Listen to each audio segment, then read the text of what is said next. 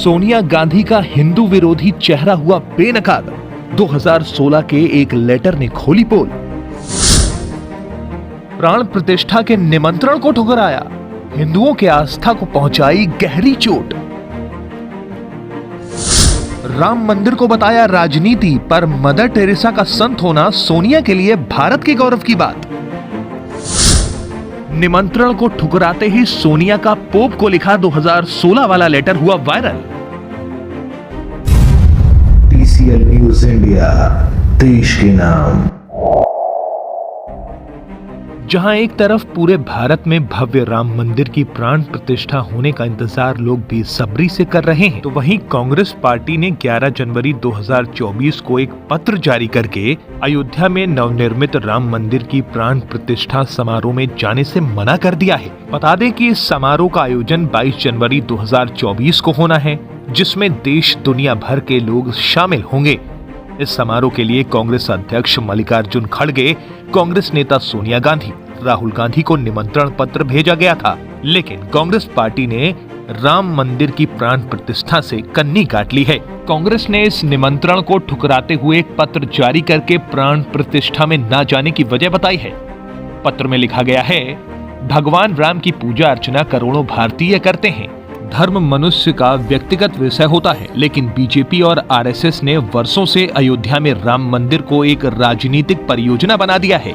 पर अब गौर करने वाली बात यह है कि जहां कांग्रेस ने इस पत्र में धर्म को निजी विषय बताया है, वहीं सोशल मीडिया पर साल 2016 में लिखा गया सोनिया गांधी का एक अन्य पत्र वायरल हो रहा है। ये पत्र सोनिया गांधी ने वेटिकन के पोप फ्रांसिस को लिखा था, जिसमें भारत में दशकों तक रही ईसाई नन मदर टेरेसा के संत घोषित करने की प्रक्रिया से संबंधित था। इस पत्र को कांग्रेस के आधिकारिक ट्विटर हैंडल से साझा किया गया था। इस पत्र में सोनिया गांधी ने लिखा था कि मदर टेरेसा के संतीकरण से भारत में रहने वाले 2 करोड़ ईसाइयों सहित सभी नागरिक इस बात से बहुत गर्वित और प्रसन्न हैं कि पोप और कैथोलिक चर्च द्वारा मदर टेरेसा की आत्मा की पवित्रता, उद्देश्य की पवित्रता और मानवता की सेवा के माध्यम से ईश्वर की सेवा की। उन्होंने आगे लिखा कि मदर टेरेसा का संत घोषित किया जाने वाला समारोह सभी भारतीयों के लिए उन्हें धन्यवाद देने का अवसर है, क्योंकि उन्होंने भारत में बिताए गए अपने समय में देश के सबसे गरीबों और जरूरतमंदों की सेवा की। उन्होंने लिखा है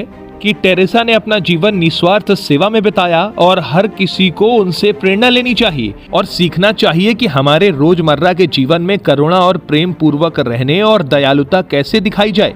सोनिया गांधी ने भी टेरेसा के संतीकरण के इस पवित्र आयोजन के लिए वेटिकन जाने की इच्छा जताई थी। हालांकि उन्होंने कहा था वह बीमारी के कारण इस पवित्र आयोजन में नहीं शामिल हो पाएंगी। अपनी जगह उन्होंने कांग्रेस के 2 नेताओं मार्गरेट अल्वा और लुइजिन्हो फेलोइरो को वेटिकन सिटी में आयोजित समारोह में भेजा था। बड़ी दिलचस्प बात है कि जो सोनिया गांधी कल तक पूरे देशवासियों की तरफ से मदर टेरेसा को संत की उपाधि दिए जाने पर खुशी जता रही थी और ईसाइयों के सबसे बड़े पद पोप को पत्र लिख रही थी, वहीं अब उनकी पार्टी हिंदुओं के आराध्य के मंदिर की प्राण प्रतिष्ठा को निजी मामला बताकर जाने से मना कर रही है। कांग्रेस ने इस पूरे आयोजन को भाजपा और आरएसएस का कार्यक्रम बताया है।